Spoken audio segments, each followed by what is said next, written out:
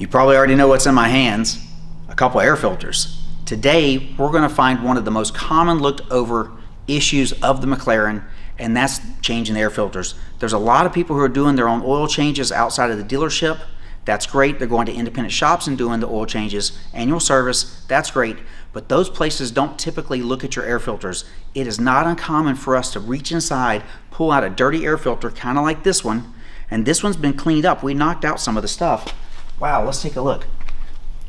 There is foam and dirt all from inside the airbox clogged inside this air filter, and this is choking the engine.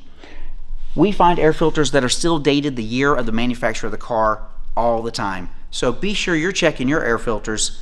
It's going to rob about 100 horsepower or more, and you don't want that when you're out having fun.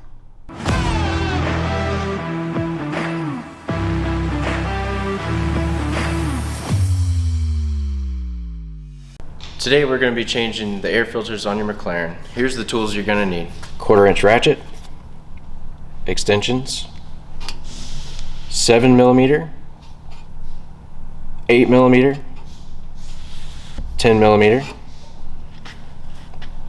4mm Allen, T25 Torx, possibly a T30 Torx,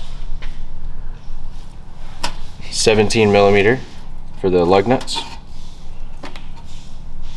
torque wrench, and then impacts if you got it. Don't forget your flashlight, of course your parts, and the most important part, caffeine. Raise the vehicle. Step 2, remove the wheel.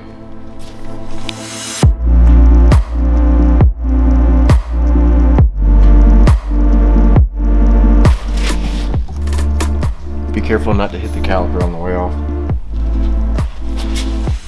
Okay, this is one thing I wanted to talk about. On the 12Cs, you don't typically see these two bolts here.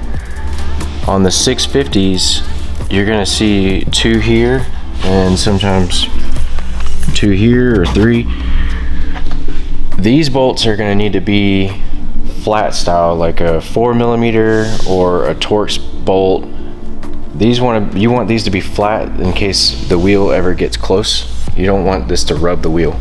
So I'm going to be using a 10mm, and it looks like this has been removed before. So we've got a T25 here, T25 here, and those are in the wrong place, but we'll fix them on the way back in.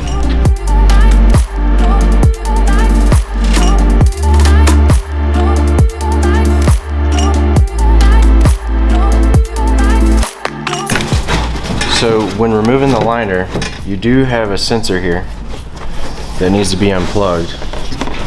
And of course somebody put it in backwards. There we go. When removing the liner, we like to put our hand over the sensor when pulling it out so it doesn't scratch the paint. Right there. Alright, now we're going to be taking the door off the airbox. We're going to be using a 7mm. Sometimes these can be 8mm, so make sure you look for that.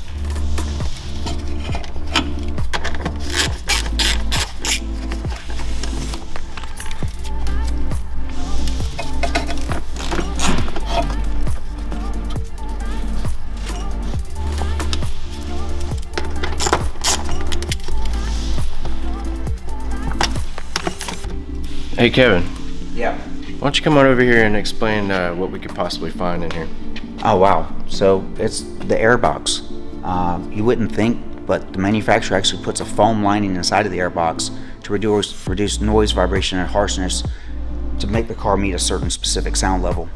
The problem is that foam deteriorates. It's like sand when it breaks down. And let's see what's inside this one. Yeah, absolutely. So these are not OEM air filters, they've been updated, but we can see the foam and take a look. It just crumbles. This foam's almost to the point where it's going to load those air filters up, and you're going to lose 100 horsepower if that happens to you, and you've got to replace the filters because they're just done. Jeez. Also, give these little guys a squeeze. Once it goes powdery, these will get loaded up full of that stuff as well. Yeah, let's get it out.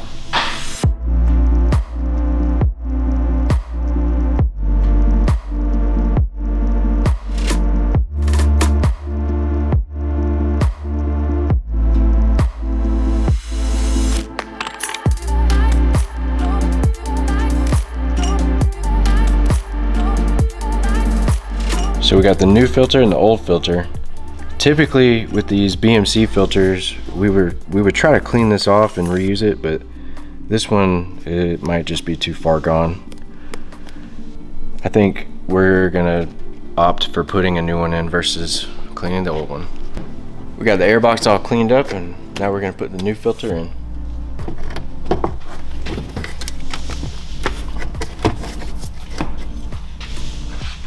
Now to put the door on. And with these bolts here, you're just going to want them nice and snug, not too tight, because you don't want to crack the door, but not too loose so they come out.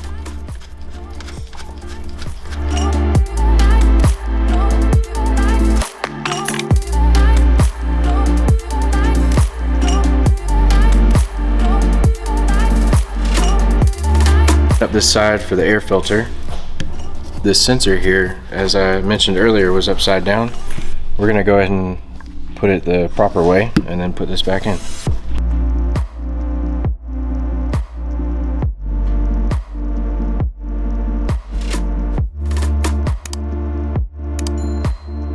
Now we'll put the fender liner back in.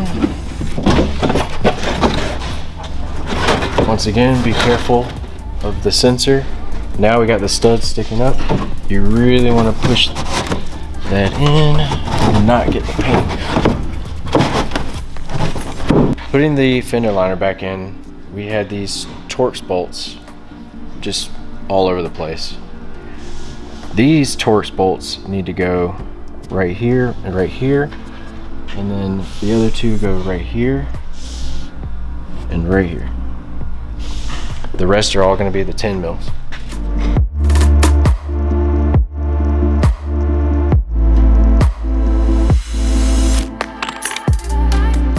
Don't want that tire rubbing any bolts. All right, last step before bringing it down, put the wheel on, and we're going to torque it to 97 foot-pounds or 130 newton meters.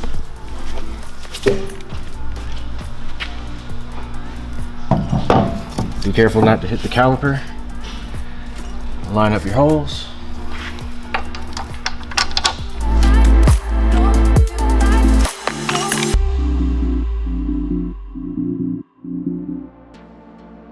When torquing your lug bolts or lug nuts, you always want to go in a star pattern.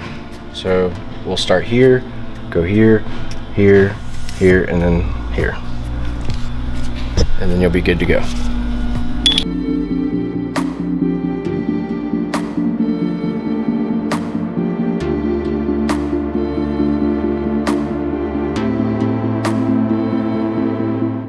All right. We've completed the passenger side air filter. We got the wheel on. Now all you gotta do is repeat the steps on the other side. And congratulations, you did your air filters.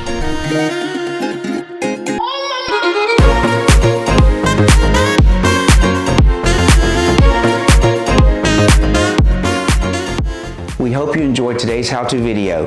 The parts that we used in the video today will be available on supercargarageatl.com, and you can link in the description below. If you liked what you saw, please give us a thumbs up and subscribe. We're going to be doing more. We'll see you soon.